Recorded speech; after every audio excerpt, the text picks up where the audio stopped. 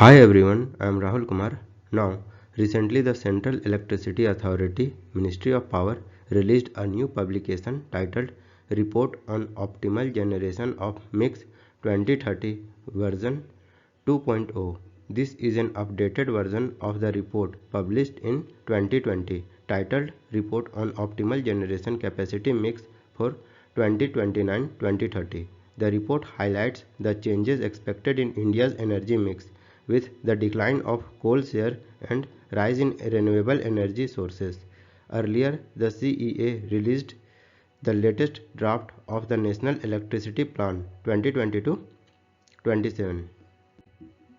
So, key highlights. First is coal share in power mix.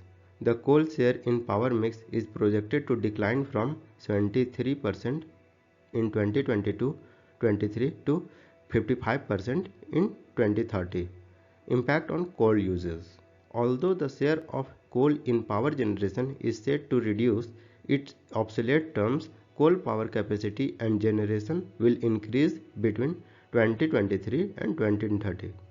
Coal capacity is projected to rise by 19% and the generation is expected to increase by 13% during this period. Second is solar energy contribution.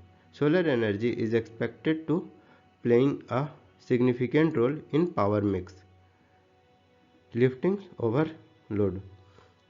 Projections indicates that quad trippings of solar capacity from 109 gigawatt to 392 gigawatts by 2030. Solar generation is expected to increase from 173 bushels to 769 bushels in the same period. Third is contribution of other renewable sources. Projections for the large hydropower and wind energy remains modest in the future power mix. Large hydro generation is expected to increase from 8% to 9% by 2030. Wind generation, on the other hand, is projected to decrease to 9% in the updated version from 12% to the previous report. Renewable resources. Renewable sources including small hydro, pumped hydro, solar, wind and biomass are expected to account for 31% of the power mix in 2030 as compared to the current 12%. Fourth is role of natural gas in the power generation mix. Despite aspirations in increase the share of natural gas, its contribution of power generation remains small.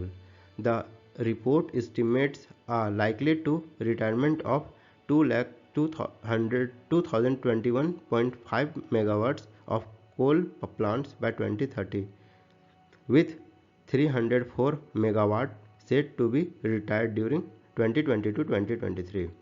Fifth is greenhouse gas emission. The power generation contribute approximately 40% of India's total greenhouse gas emission.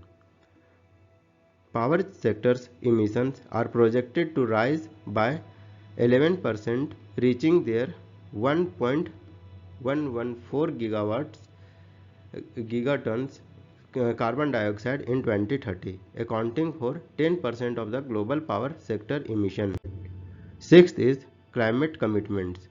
In terms of climate commitments, the CEA projection indicate that the India is likely to overachieve on its pledge of the Paris Agreement to have 50% of installed capacity from non-renewable sources by 2030.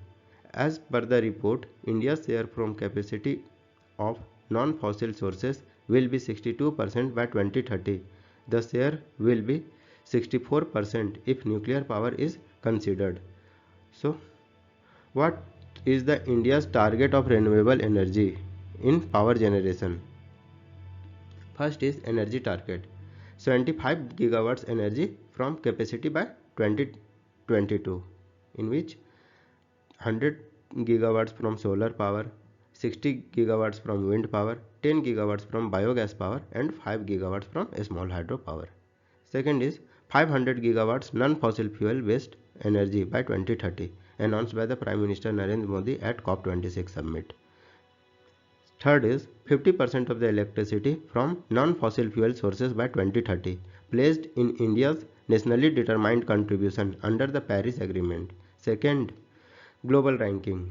India is the fourth installed capacity of solar and wind power in the world. Also, India is the fourth largest attractive renewable energy market in the world. About Central Electricity Authority. Central Electricity Authority is a statutory organization that advises the government of India on the policy matter and formulate plan for the development of electricity system in the country. It was established in 1951 under the Electricity Supply Act 1948, which has now been surpassed by the Electricity Act 2003. So let's see function of Central Electricity Authority. First is policy making, preparing a national electricity plan of tariff policy, advising to the central government on the matter relating to national electricity policy, rural electrification, hydropower development, etc.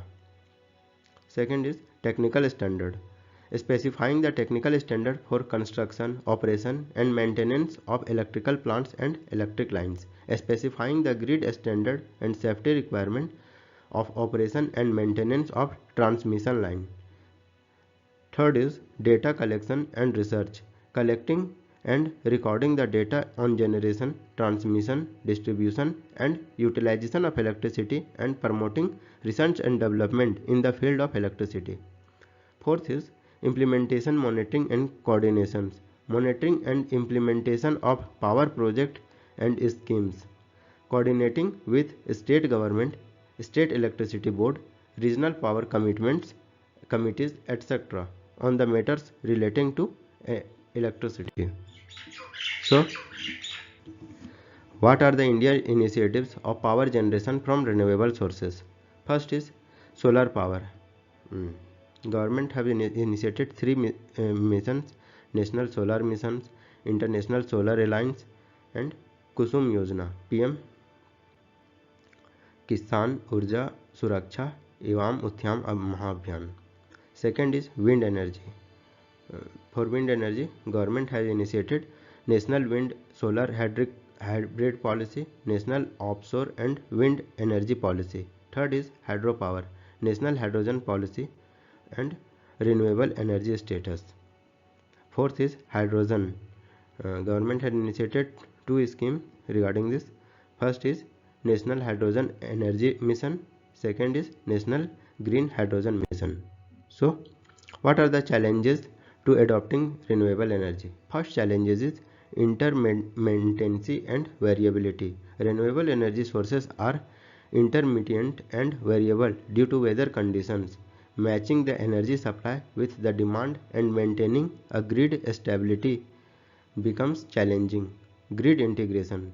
Integrating a large scale of renewable energy into existing power grid can be complex.